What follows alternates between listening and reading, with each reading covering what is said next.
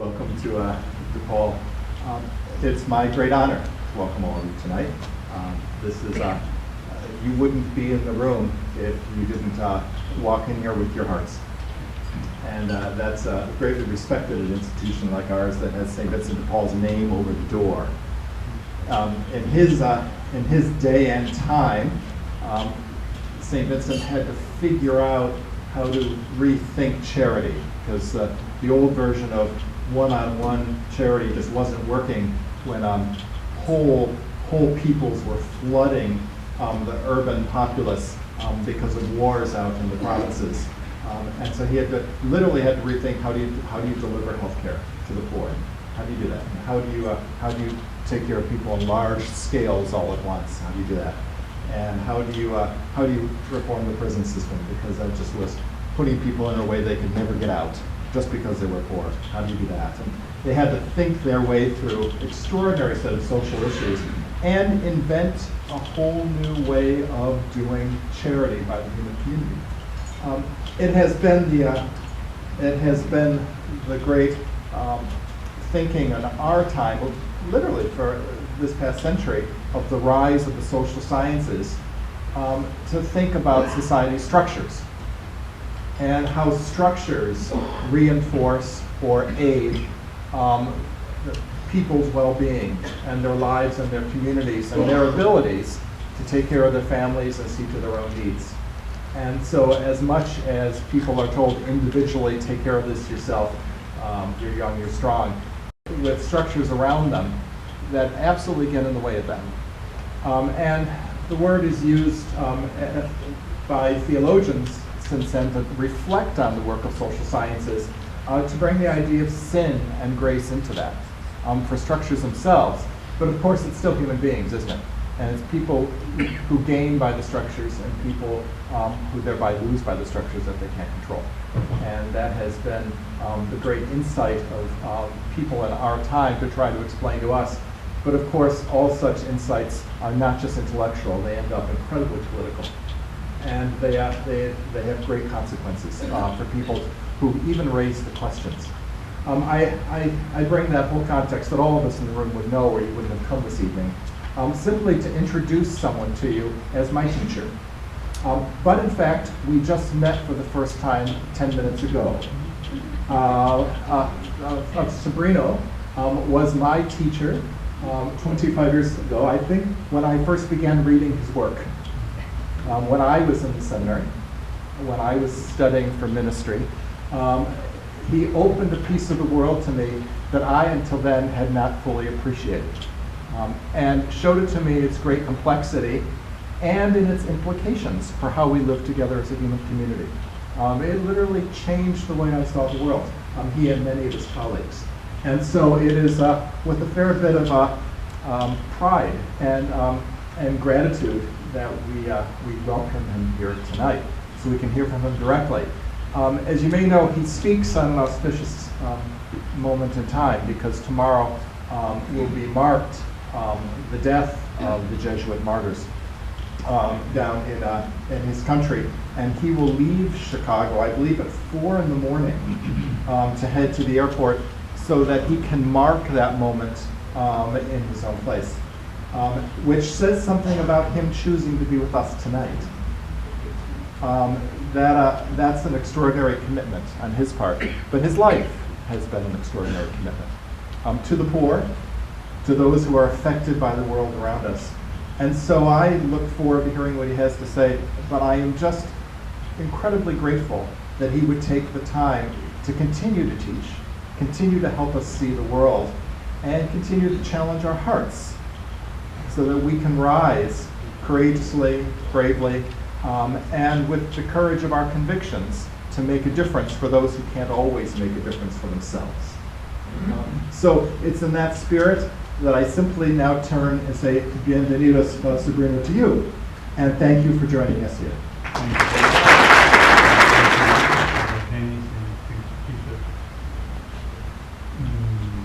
I have a text here, 14 pages in Spanish. I will not read the text, and certainly not in Spanish. I will try to speak freely in English. My English used to be fairly good. These days it's not that good, but hopefully I will make myself understood. And at any rate, I have a good friend here which will help me out if my English doesn't convey what I want. Why English, you will say? More familiar to speak the language that all of us have in common. And today, as we said, we remember something which is very important for many of us, certainly for me and for you. So in other words, today it wouldn't be the day for me to give a purely conceptual dissertation. Do I make myself understood? Yes. Good. So you can do the rest when it's needed. You got it. I will talk from reality. The principle of reality is something which philosophers think about, but I had the chance to get to know and live with and work with Ignacio Ellacuría. And for Ellacuría, one of the concepts are very important. They always come in second, or maybe in third. And trying to develop concepts from other concepts is important. But maybe with us, not very important. Reality is the important. So I will talk from what I have read, and more theological, Christian, but has been given to me too. That's the first thing I want. The second one, I will make some reflections. Maybe sometime you might have the text in Spanish.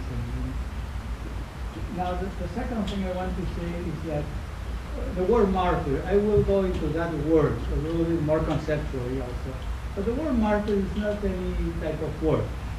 At least it connotes two realities for me. One is blood. Oh, that is something. There is no blood in the martyr. There might be witnesses of something, huh? But martyrs is what? Shed blood. And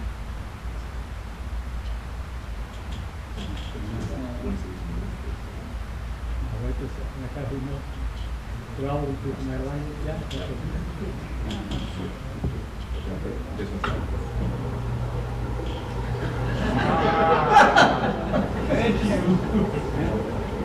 Okay. No. Third.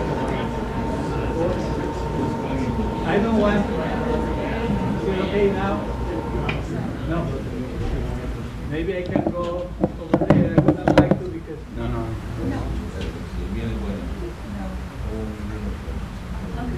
Wait.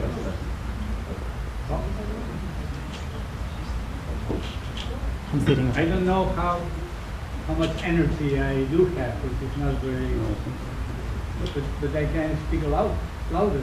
Can you hear me? Yes or no? No.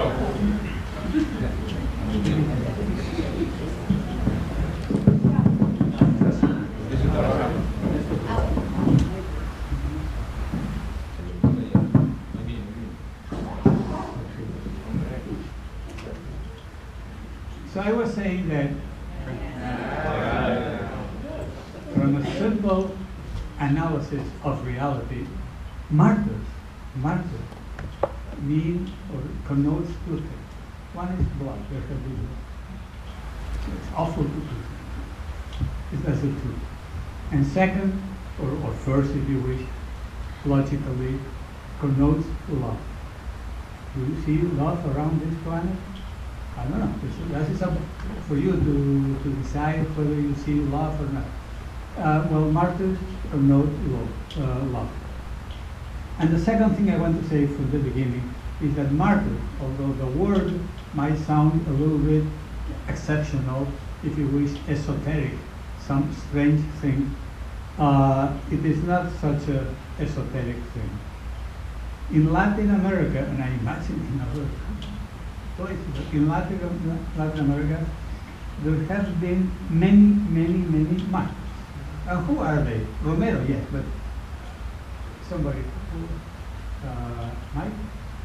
Michael has talked about Bishop Romero so very well, so I don't have to go into that again.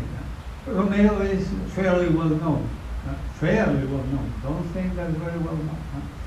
Don't think that everybody in El Salvador today, well, certainly those who killed him, but not only those who killed him, even among young seminarians, believe it or not, Romero, Archbishop, is not very well known.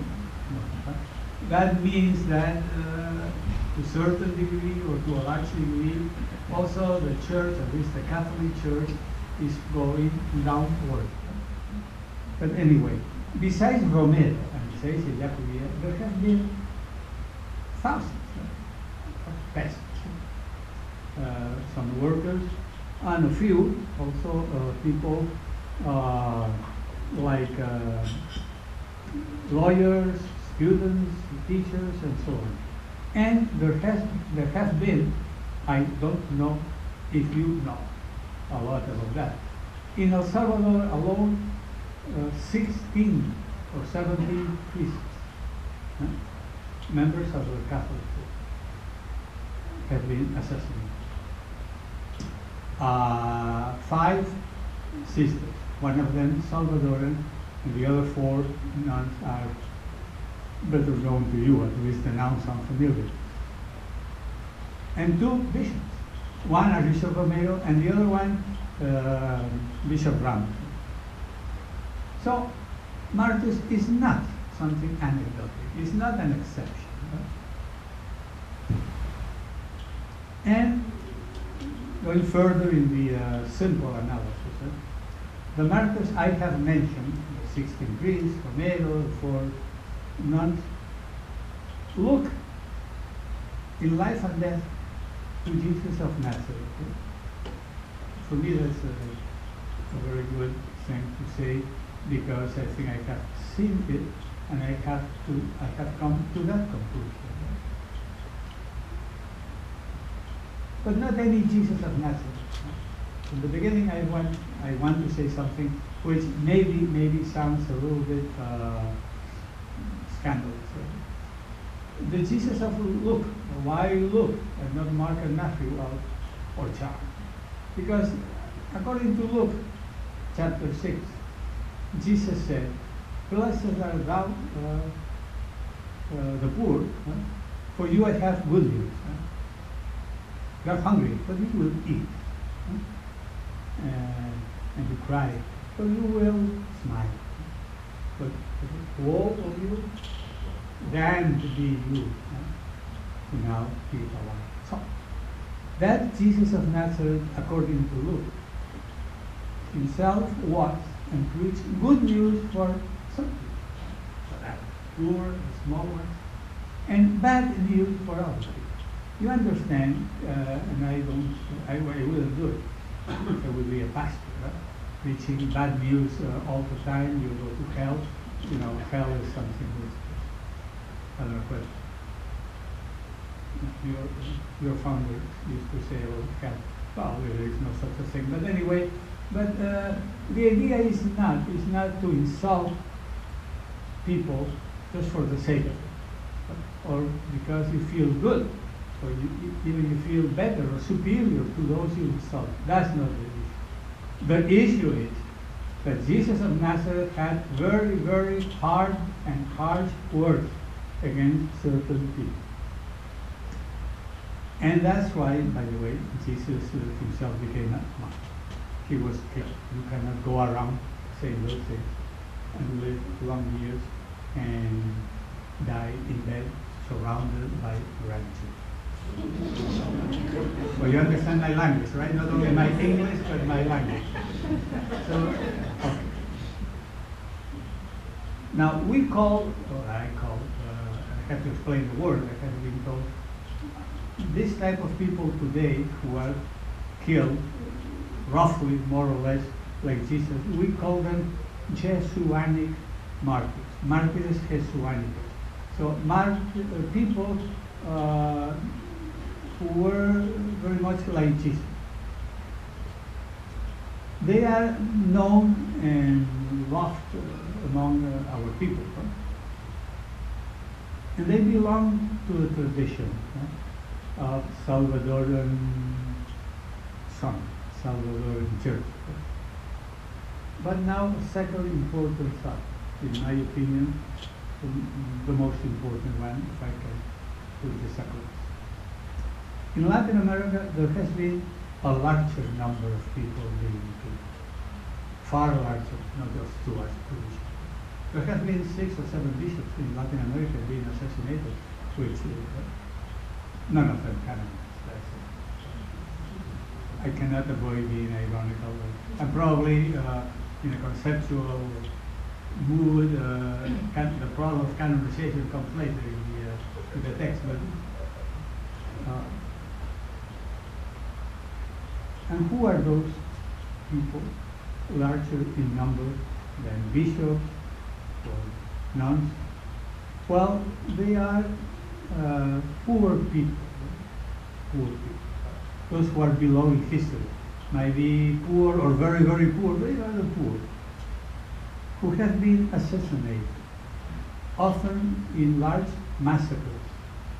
Those of you who are familiar with El Salvador, at least you might remember El Mozote, almost 1,000 people. Oh, it's awful. Sumpul is another massacre. Sumpul is a river which divides Salvadoran land from Honduran land. And within El Salvador, quite a few peasants, I don't know how many percent, want to leave the place where they were because the army, the official army, Escuadrones de la Muerte, Cuerpos de Seguridad, followed Death Squad, Escuadrones de la Muerte, Death Squad, followed them, and they knew what to do. And they found themselves with the river. Some, I don't know how many, could swim. And many others could not swim. And certainly the children could not swim. So what? They tried to go across the river. Some of them were drowned, and others were killed on the other side of the river. Well, and talking to someone today, he was so nice to give me a booklet on Acteal. Acteal is a place in Mexico where some years ago there was another massacre. What do I mean? Beyond Romero and Ayacucho, thousands of people in El Salvador, in Guatemala is about the same, or worse. Because in Guatemala, people, not all, they're indigenous.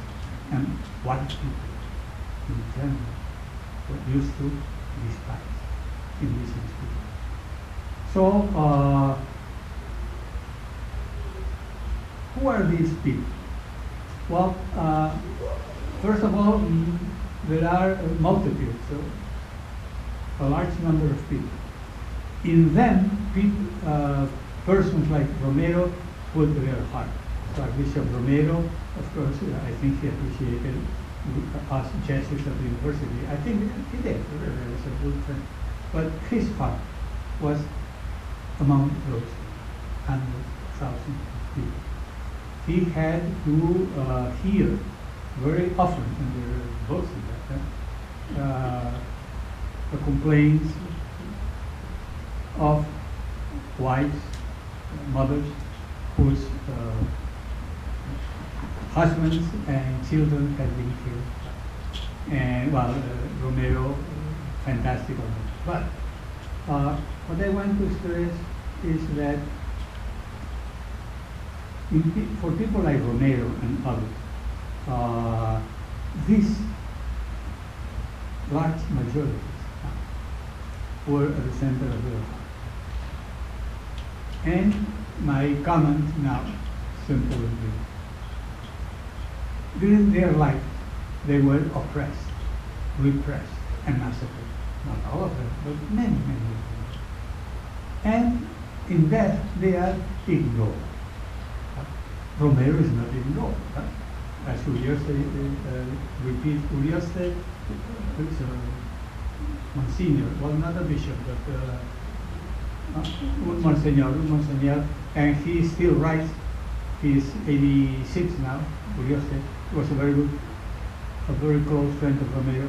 He says Romero was, or is, the most beloved Salvadoran and most hated Salvadoran. I think he was basically right. Well, anyway, those peasants who died in massacres or out of hunger didn't have name during the war. Nobody knew who used to live in El Sumpur. But in death, they are ignored. I don't know how much you know. You mean why I talk to you now? Not because you're some. Of course you can know.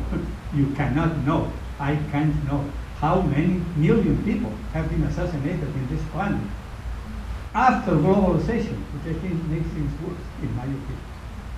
But anyway, that's it. Not that we can know all that, but usually what I want to say is we ignore.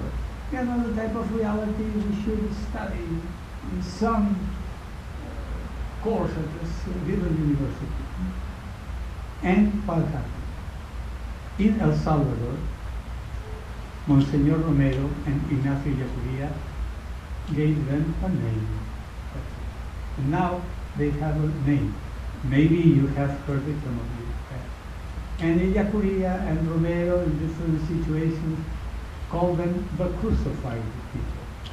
Well, it's important. For me, it's very important. Now they have a name. They are not those who do not exist. The crucified people. It's important because people means not only more than one, but more than a dozen and more than 1,000. Means a large majority. And crucified, of course, is metaphorical language. They don't get crucified with nails at the cross. But it's a metaphor which conveys reality. These people get killed innocently, unjustly, like Jesus did. And the word crucified also in the lips of a priest like Yacuria and of a bishop like Romero conveys the idea this is a Christian thing. Or both of them call those large majorities also the suffering servant of Yahweh. And by the way, if people like Yacuria and Romero and many others, and also the women, the problem we have with women, I myself, unfortunately or fortunately, whatever you want to do, more male people were assassinated than female, but in those days, but also women.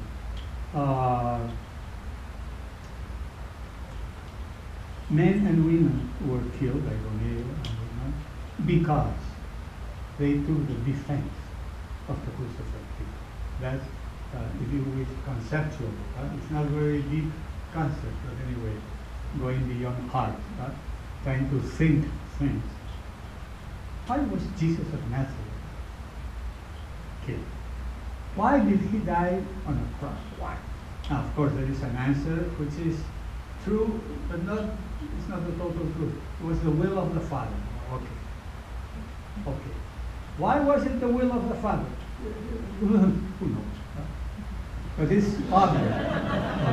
I don't know. I know what Paul says and John says and many others. And the mystery that God was at the cross was something else. But why did Jesus of Nazareth, a good man, a just man, end up at the cross? This is in page 7, as I say. Was it that he made the option for the poor? Excuse me if I go around. He made the option for the poor? Yes. Did he make only the option for the poor? No. How do you say that? Because there are people, maybe ourselves, who have made the option of the poor, and we do some good things to the poor. But if you read what the bishops of Puebla said, that was the end of the good trend, I think, the end, for the moment, the good trend of bishops. What the bishop of Puebla said is, and we are going around, but we'll end up with it. They say that God is God.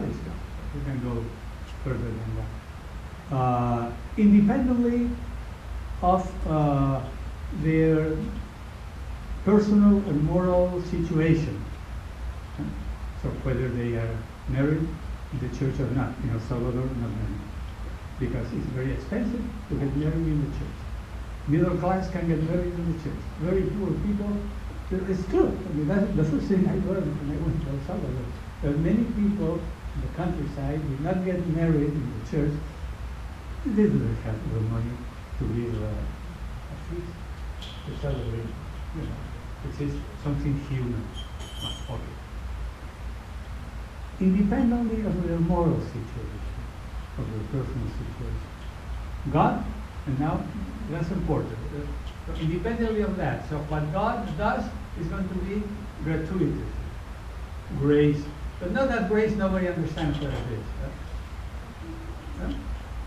And what does God do gratuitously? Two things. The first one is los defiende y los ama. I want a good translation. The first is that God defends them and loves them. Defends them. So actively goes out of himself to defend them. Why do you have to defend someone? Defend from what? From when you have enemies. And the bishops of Puebla said, God defends them and loves them. Now, this is the option for the poor. What happens, I think, and I will exaggerate, some people understand, and that's good, very good. We have to make the option for the poor. We have to love the poor, help the poor. Okay, really. By the very fact that they are poor. But we might help the poor without having to fight against anyone. If poverty is only the lacking of things, and nobody is responsible for that, because what? Well, defending the poor means that you have to be against some other people who attack the poor. And those who defend the poor and confront their enemies, what happens? They are persecuted, defamated, insulted, and killed. And by the way, that's the ABC of the narrative gospels of the Synod. Jesus was not killed because he was I'm serious now, he was a nice man, he was, to the poor, or even merciful or understanding with sinners. That he was, and that's very important, that we all try to imitate. But Jesus was killed because beyond that, he confronted the Pharisees, whatever historicity of the Sadducees, the scribes, the wealthy, and certainly the high priest, those who had no power. So what am I trying to say? That people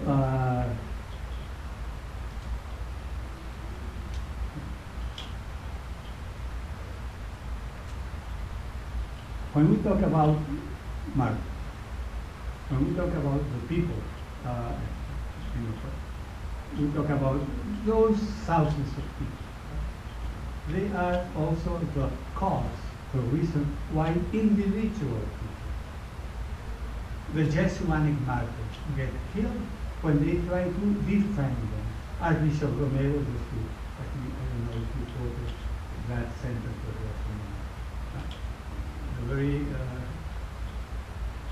the day before he was killed, he said, "In the name of God." Romero really talked about God. And in the name of these suffering people, whose clamores, whose claims, cries, bridge to heaven, and then talk to the soldier. Brother, you belong to the same people, and in the name of God you can do that. So, in the name of God, I ask, I beg you, I order you, I command you, stop repression. So, did Romero help the poor? Obviously. Was he nice to the poor? Really. But he went deep. He confronted those who were the enemies of the poor. And that's why, to put the concept together, the Jesuit Martyrs are so, because they have defended the crucified people. By the way, how much time do I have? No, don't tell me any, as long as you want. No, really. 30 more minutes. I'm on page 2.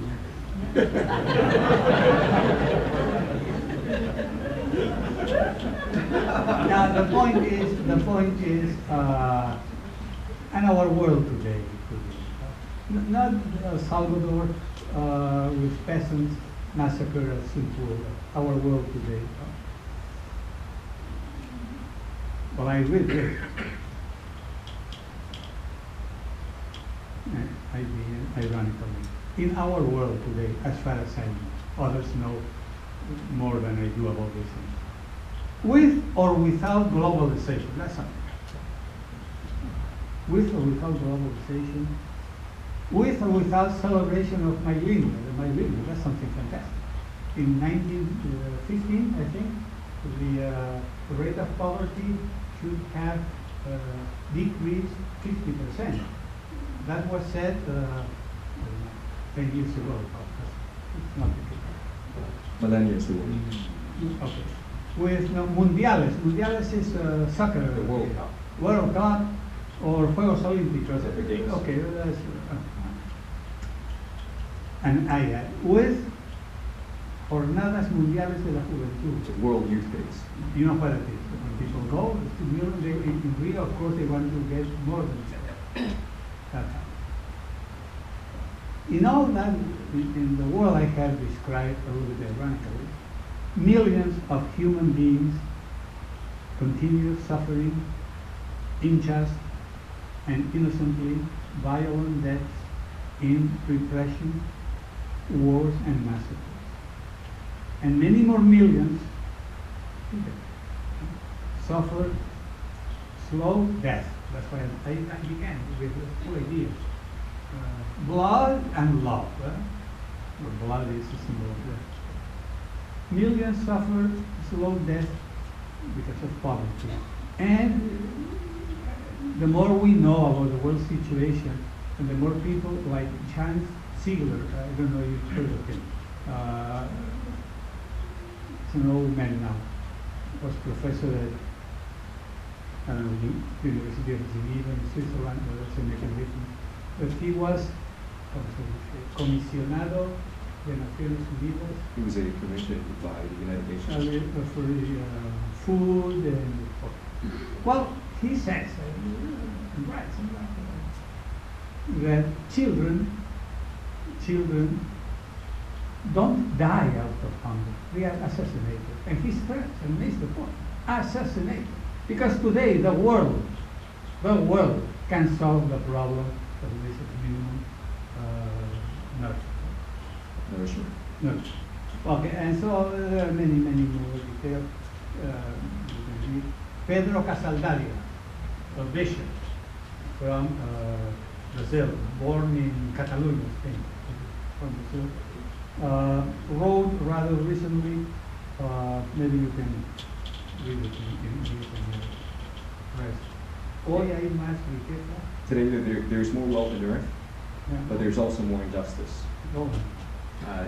2,500 million people survive on earth with less than €2 a day, and 25,000 people die every day of hunger, according to the Food and Agriculture Organization of the United Nations. Desertification threatens the life of 1,200 million people in 100 countries. The migrants are denied their fraternity, the ground under their feet. The United States builds a wall of 1,500 kilometers against Latin America. In Europe, in southern Spain, in southern Spain, builds a fence against Africa. All this is wicked, but intentional. Well, I don't know whether Casarella has the exact figures or not, but certainly this is how it is. These are the crucified people. And just since I come from El Salvador, in El Salvador, in 12 years of war, you might have heard this figure. 75,000 people were assassinated from both sides, so to speak, although it has been figured out that of the total, maybe 4% were killed by the guerrilla movement, and the rest by the government, Death squads. But that was, and then war was over, and people don't hear about El Salvador anymore, right? Maybe wrong. It doesn't exist El Salvador. As I said before, the crucified people don't even have names. At least in the Korea called them by name. Okay. But in the last 20 years, since the peace accord in 1992, so roughly 20 years, many problems have happened, of course. Some improvement, but 100,000 people have been assassinated. There are many things to say about it. The first one is prophet. And I don't think I'm just exaggerating. Why? Well, there are many problems. Gangs. Why are they gangs? That's another. Because there is The drug trade. Drug trade, and why are the drug trade so it's complicated? I think at the very end, it all ends up with those who accumulate big money. Huh?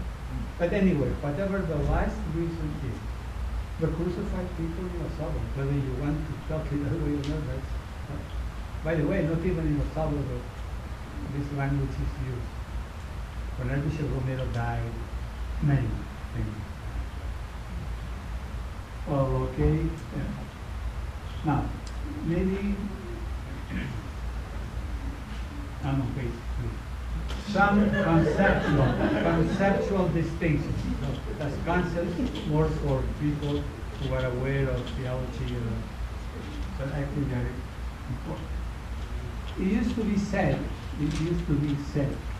in general in the theology books, when the theme of martyrdom came up, that martyrs were those who were killed in odium fidei, because, for some understand that, not the young ones, which means those who killed whoever is because they hated the Christian religion, or Catholic religion, to put it simply.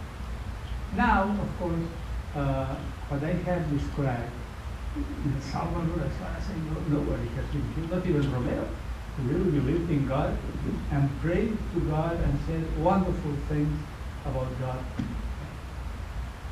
Not even Romero was killed in odium fidei.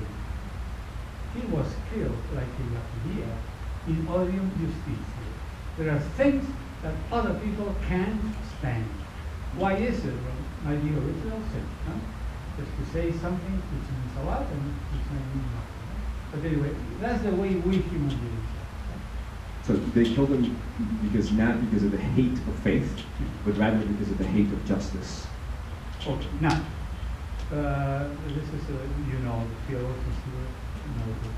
Karl Rahner, when he was 79, the year before he died, he was asked to write an article in the journal Concilium on martyrdom.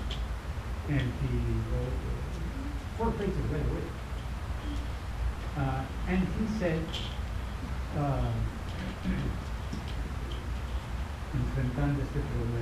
Confronting this problem. Confronting this problem of in odium fidei, in odium justitia, he said, saying in good English, ¿por qué no había de ser mártir? Why should a Monsignor Romero not be a martyr? caído en la lucha por la justicia. He fell in the struggle for justice, En una lucha in a struggle que él hizo that he made desde sus más profundas convicciones cristianas. from his most profound Christian convictions. But Ranner was saying, the old Karl Ranner, he was not a young liberation theologian or anything like that. But he was a man with sensus fidei. And he said, you tell me that Romero is not a martyr? What type of faith do we have? What type of theology have we built in which Romero cannot be a martyr? That's what he said now in my room. And he showed, again in the same article, a big surprise, speaking about Maximilian Kolbe. Maximilian Kolbe was Franciscan. Franciscan. You know the story.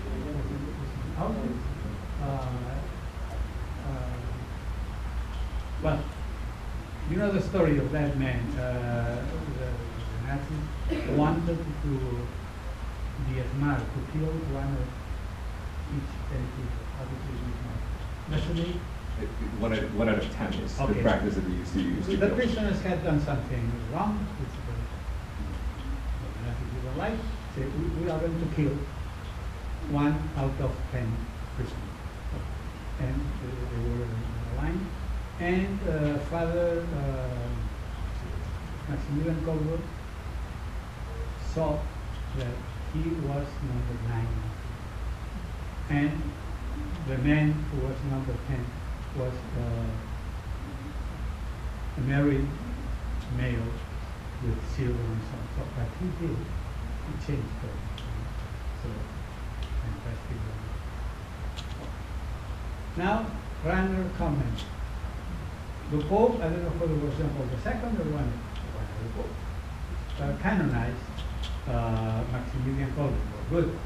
But not as martyr, but as confessor. So the distinction between martyr and confessor was another. So what do I want to say? That people give up their own lives out of love so that they get killed. Absolutely. That's not good to be a martyr. Of course, you have to be very intelligent to read in the Gospel of John that no one has a greater love than he or she who gives his life. Well, where was it? So all I want to stress, talking today about the 6 Jesuits and the 2 women. Have we mentioned the 2 women at the beginning? Juliana and Selena. Who were they? Members of the 2 societies. At least we write about them. We say a few things about them. But usually, if they had not been working with the 6 Jesuit priests, they would be totally unknown. And as I said, and I insist on it, Romero y la Curia gave them a name, of course a general name, because they didn't know the names of the dozens or hundreds of thousands of people who have been killed. I mean, they are the recipients. And now another conceptual distinction, very easy. And then we'll go on. Another conceptual distinction. At times it is said, it's good, that the word martyr in English or in Spanish, martyr comes from the Greek, martyr, which means willing. It's in the title of Now I have asked myself the question, but not to be conceptual. Are martyrs witnesses? Yes. Martyrs give witness of love. Are they only witness? And I have said, no, they are more than witness. What are the sacraments? What am I trying to say? It is for you and for theologians to comment. Martyrs are not only those who with their death aval And give the backing or give evidence. give evidence to the faith of Jesus. Are those sacraments, those who make Jesus present in our history. That's what I want to say. It's written here.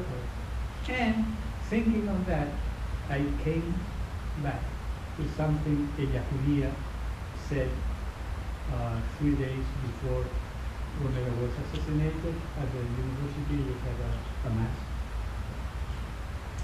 And Ella Julia at one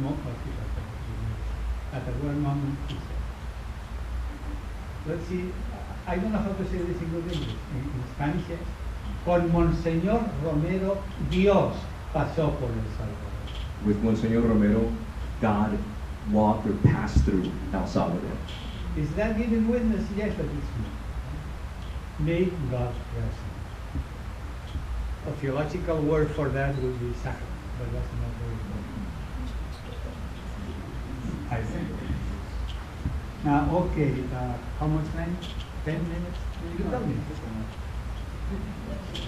Now, in here, on page 5, I write on Jesuit Martyrs, individual who are Jesus. I have already mentioned it, so I will go into that again.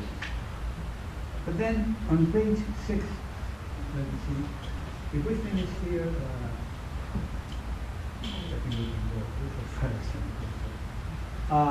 Try to explain a little bit more why talking about the crucified people. I'm going to ask you a question and you nod or not. Have you ever heard the expression, or it sounds new to you, the crucified people? Well, new to you. Now let me see and might help you. To go from odium fidei to odium justitia was a substantial advance. In theology, that was not the case. A martyr was somebody who was killed in odium fidei.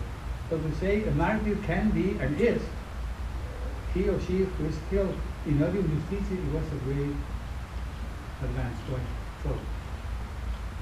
But in my opinion, it's not yet the most fundamental advance.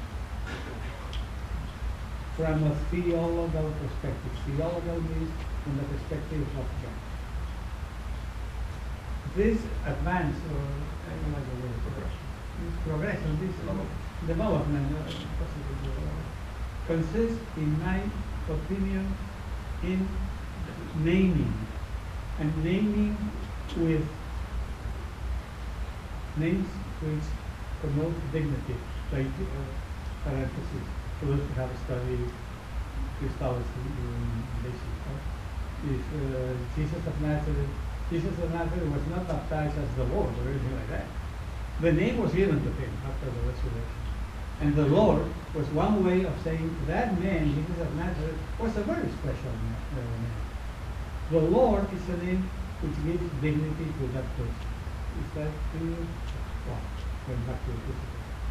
The crucified people were given títulos de dignidad. Titles of dignity. Names of dignity. Well, okay.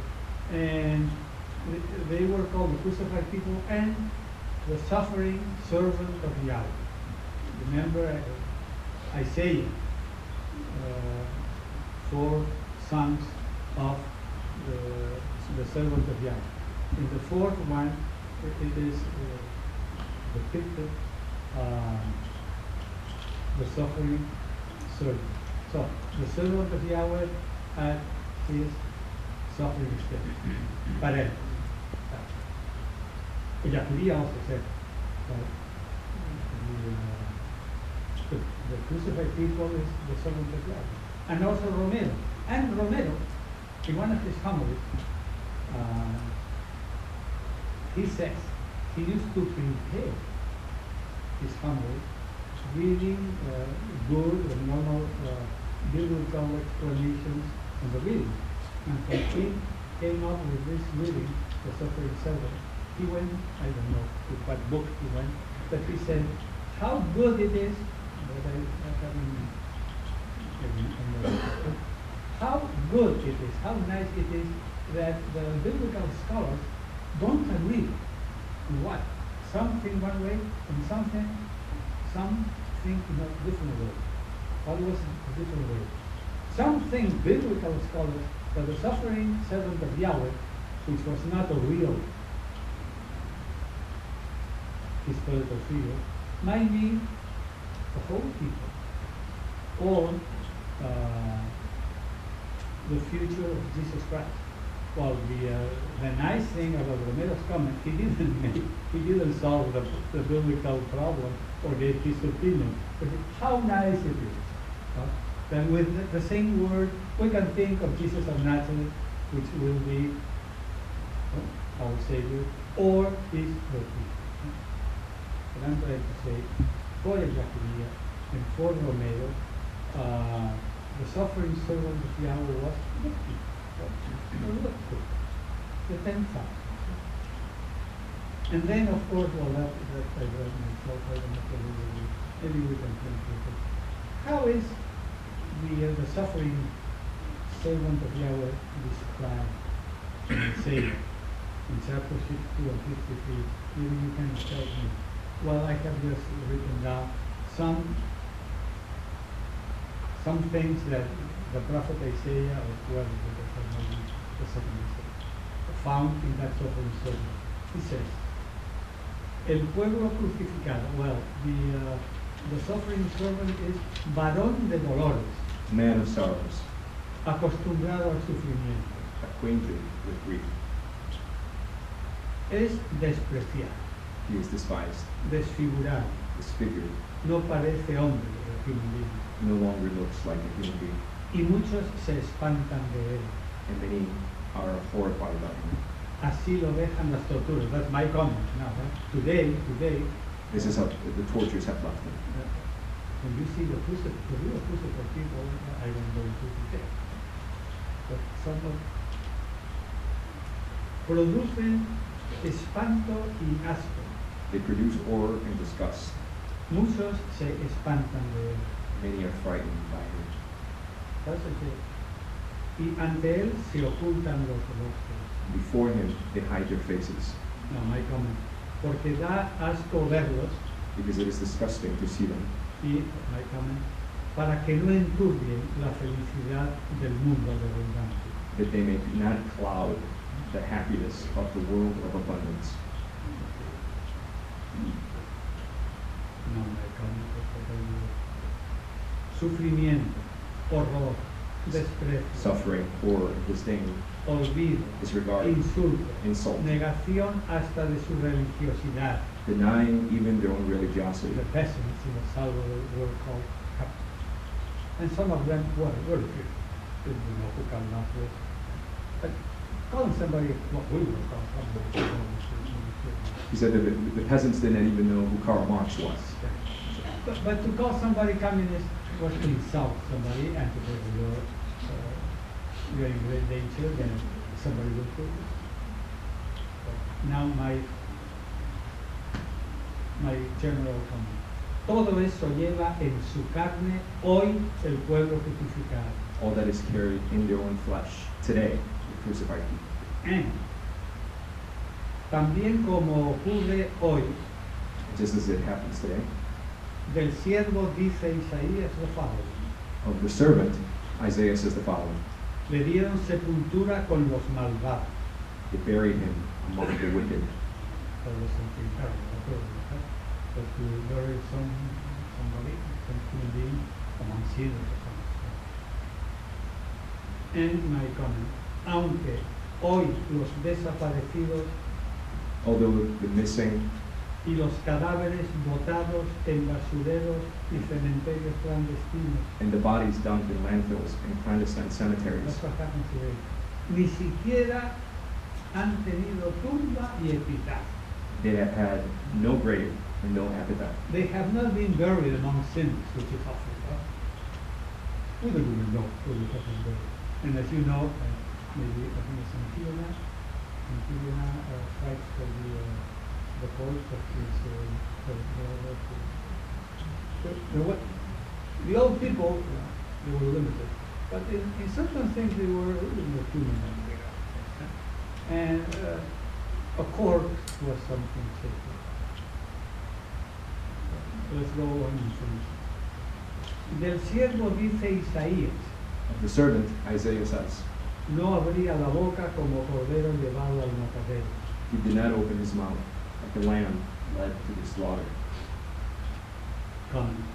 Hoy sí hay grupos que defienden comités de derechos humanos. ¿no? Today we do have groups that defend, such as human rights organizations.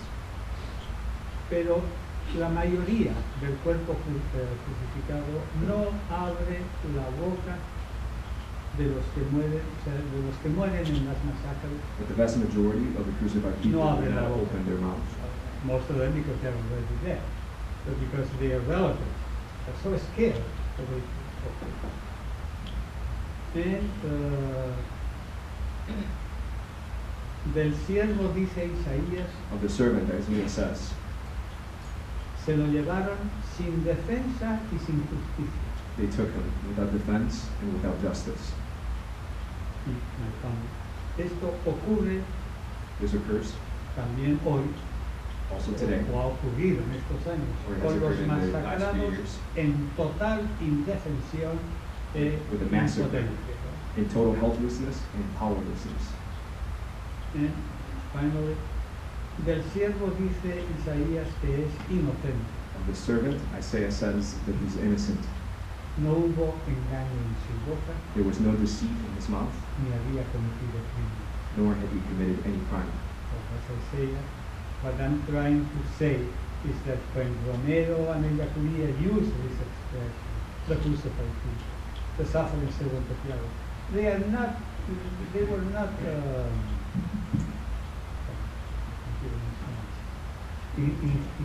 ingenuous. They were not Naive. ingenuous. No, naive. They were not Naive. naive. They knew that the problems and the sins of the crucified people, but in general, put together, compared with their executions, that's what they say about the crucified people. And my last, I have to. I think this is true to the present, and I ask myself rhetorically, ¿qué pecado han cometido los indígenas de Guatemala quemados dentro de la iglesia de San Francisco en Huehuetenango? He asked himself, what sin have the indigenous of Guatemala who were burned within the Church of San Francisco in Huehuetenango committed? Los campesinos asesinados en el Mozote, What about the peasants killed in El Mozote? los niños famélicos o muertos en África. About the children who have died of starvation in Africa? And as I mentioned before, somebody gave me a book. I don't remember exactly what happened in Acteal in Mexico, another barbarous act. What have they done? Bueno, entonces, that's what I wanted to say. Today, November 16th, we remember Martyrs. Some of them are well known, Nacho Martin Baró, because he studies here. But otherwise, it's the same stuff. But anyway, I have wanted to add a different type of, I don't call them martyrs anymore, just Islamic martyrs, not to bring confusion with the language. But I call them, or we call them, the crucified people, the suffering servants of God. That's what I wanted to say. And to the end,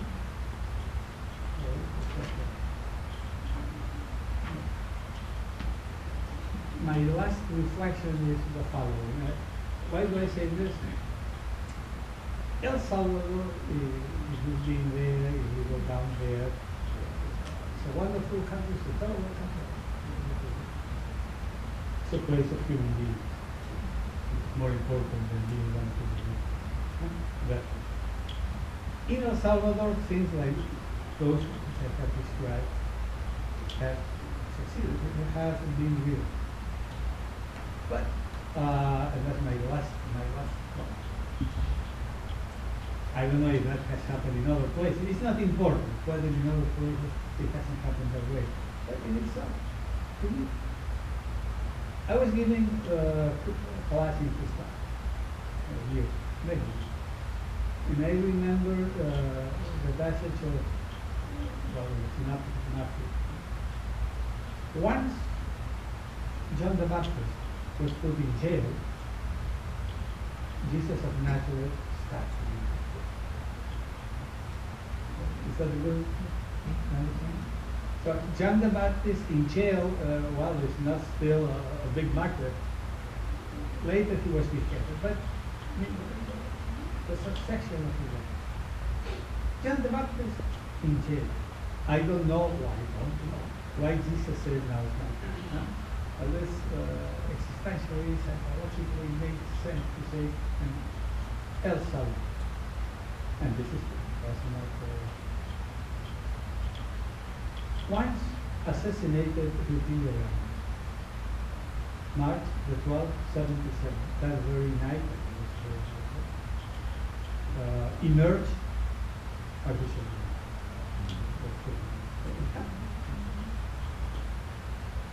March 24, 1980. And I will quote what the woman told me. Assassinated Monsignor Romero emerged in Africa.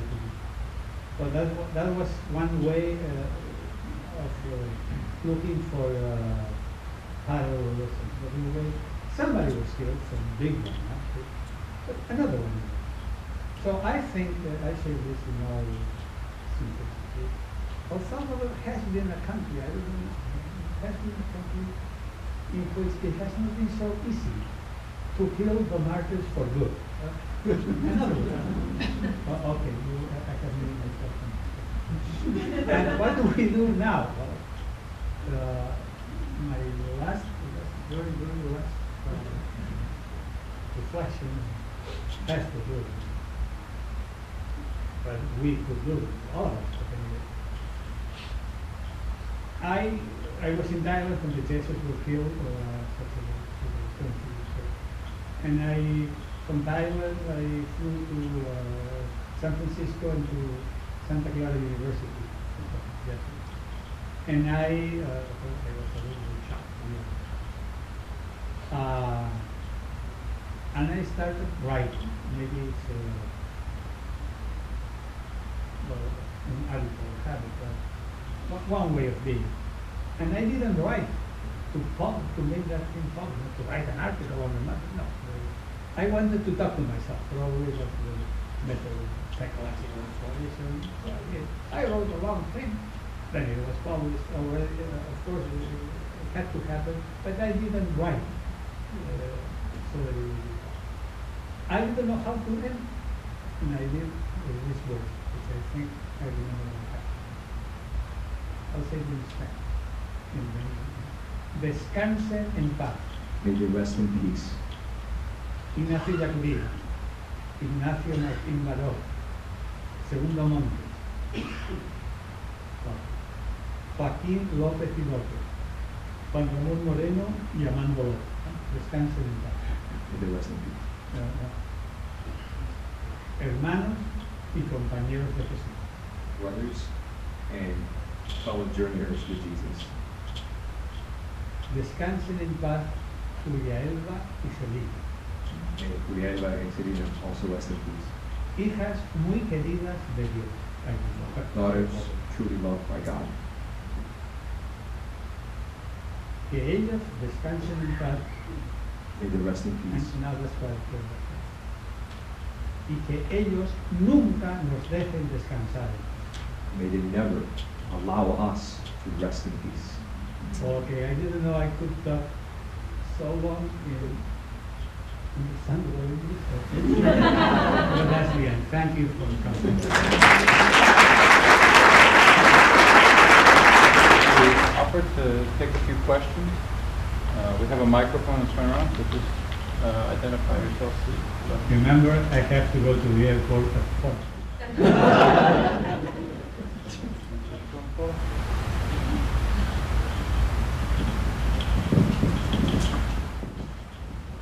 I speak slowly so you understand me, Father. If not, I hope you'll translate for him into Spanish. First, I want to offer my sympathies and my prayers for you. I just started school 23 years ago, so for me this is distant. I was in first grade, this is distant past, but I understand you lived, prayed, and worshipped with those martyrs. So my sympathies and prayers, and I'm sure it's not an easy day for you. I have one very short question and then one comment. The short question would be, who would Jesus fight against in today's world? I was very intrigued by your notion, if I understood it correctly, that if as Christians we want to defend the poor, we cannot simply fight for the poor, we have to fight against someone. How can we... Those who give death to poor. And how can we know those who give death to poor? I think there's a tendency, which I saw especially in my own research on Vatican diplomacy, but generally among other ecclesial entities as well, that it's very easy to criticize on a general level. So we criticize those who oppress, those who do injustice, we criticize capitalists, communists, relativism, but it's much more difficult theologically, politically, and empirically to do the naming, to do kind of to allocate the specific responsibilities. What is your question, So how can we know? How can we know those? Studying reality, not necessarily at certain universities, that's something else. There are hundreds of learning institutions in the world, right? Not only in Moscow or Prague, huh? At the UCA, for example. The Yakutia never wrote about against church, never defended Stalin, nothing of that. No, he didn't. He showed who was responsible, not through the name, but the social process, the oligarchy, those who have accumulated through years or centuries the money, the land. And he knew very well. I mentioned the Yakutia because you can say that he was done for the trial.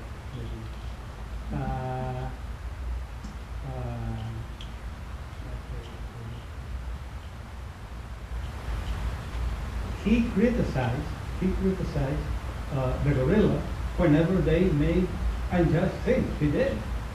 At the end, he worked towards peace, not because he said it's not clear who is unjust. He knew very well where the origin of injustice came in the Salvador. But he said, only fighting, what are we going to get? A totally destroyed and massacred country. Therefore, since he was a human being, with or without the Vatican State, because he was a human being and a Christian, he said, let's try to bring peace into this country so that people don't get killed each other. He knew how difficult it was. The guerrilla thought at one moment that they had enough power to defeat military, the official army. The intelligence used, the Yakutia used his intelligence to tell the guerrilla, the left, that they don't have enough power to overcome the other ones. That is beyond ethics. Of course, there is also ethics, but it's facts, reality. The other ones didn't want dialogue because he said, how are we going to dialogue with Marx? Huh? They had dialogue with the devil, if necessary, to make money. They had dialogue with those, I don't want to go into that, those who went to Vietnam and came back from Vietnam, and to Iraq and Iran. But I'm trying to say, do we?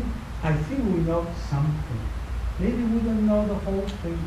We have to work hard and study as much as we can.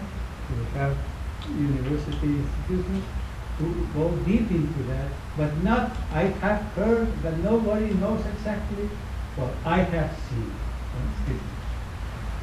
Okay, that's Thank you.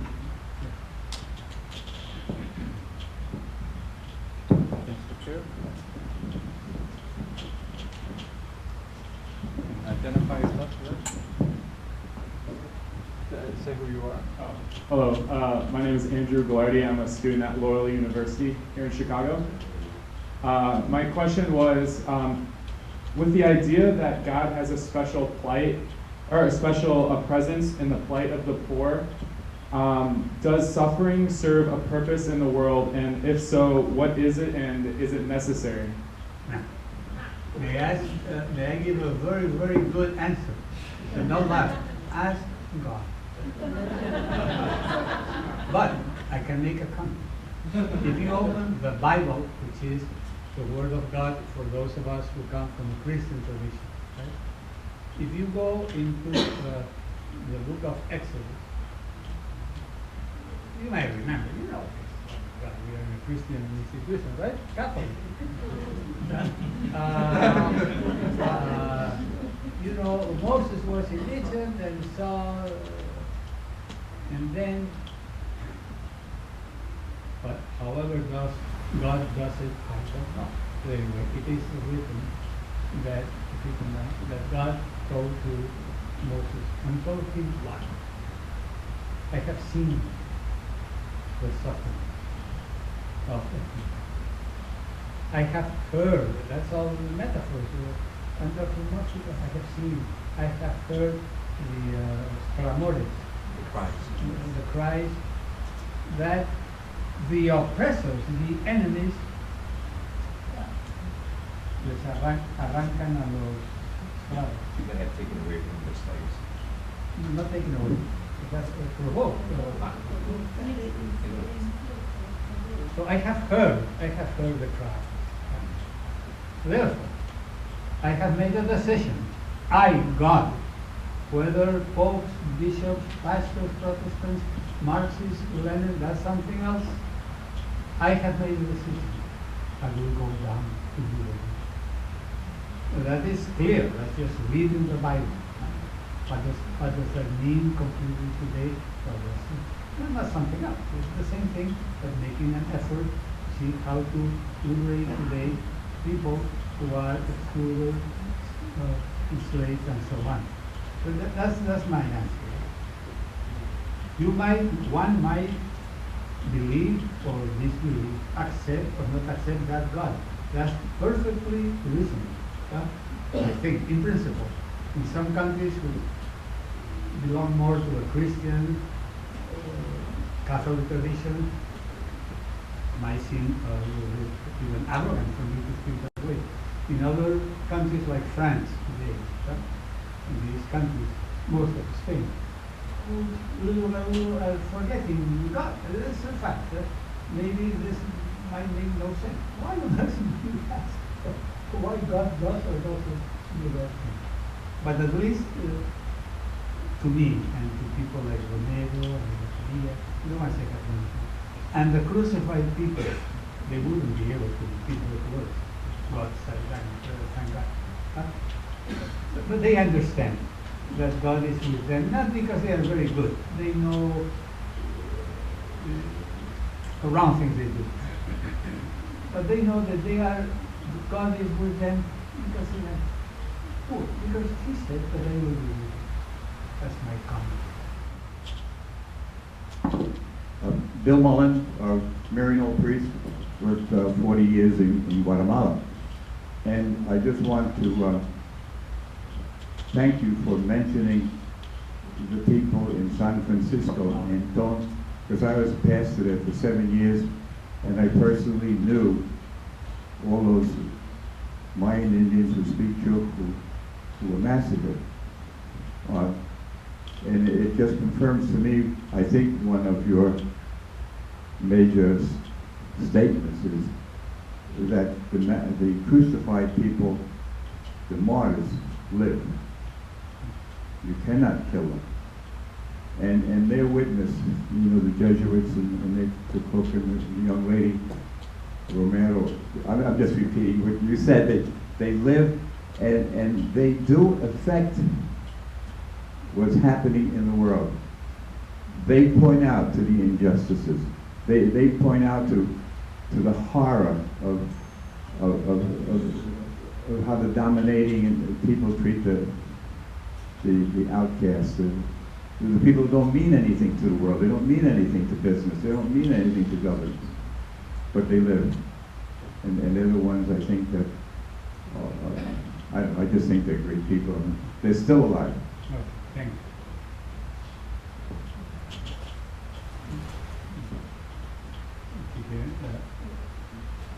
Again, I mean, 4 o'clock. So if you want to ask one more question, I thank you, by the way, for you have said all of it, and really what you have said all about Guatemala. because this is close to me geographically, and also, everything is true. Have you ever heard that Christianity has something to do with being crazy?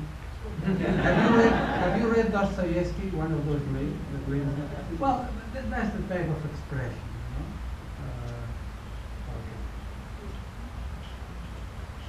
Craig Gould, I work at Catholic Theological Union here in Chicago, and I'm also the father of 3 young girls. And just as a parent, I want to know what advice would you give to raise our girls with a heart for the poor? No, really, I have nothing to say. It's nothing really. I don't know. You live in this country. I don't know. How old are you? They're 4, 3, and 1. Okay. Just love them. Love them, and in the long run, try to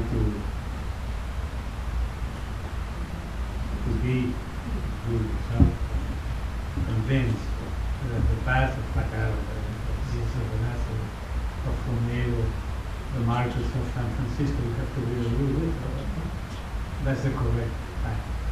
Difficult, not obvious. Your children will not understand it, and they get a little bit older in high school. Maybe their teachers might laugh at them. So be ready to counteract that